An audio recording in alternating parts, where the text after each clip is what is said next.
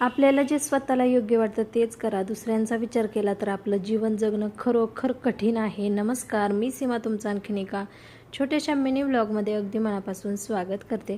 सकाळची घरातली कामं आवरून घेतली. पिलू स्कूलला गेला, आमची जेवणं वगैरे झाली आणि त्यानंतर आम्ही गेलो अहोंसाठी हॉस्पिटलला, कारण त्यांचे डोळे चेक करायचे होते.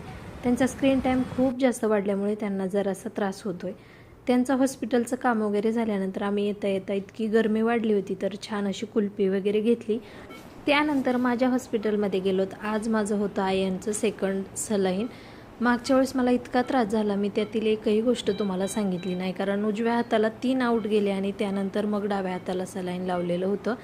त्याचबरोबर मी एकटी गेली होती आणि त्यामुळे मला खूप जास्त त्रास झाला. तर अहो आज थांबलेली होती, त्यामुळे कुठंतरी जीवाला शांती वाटत होती.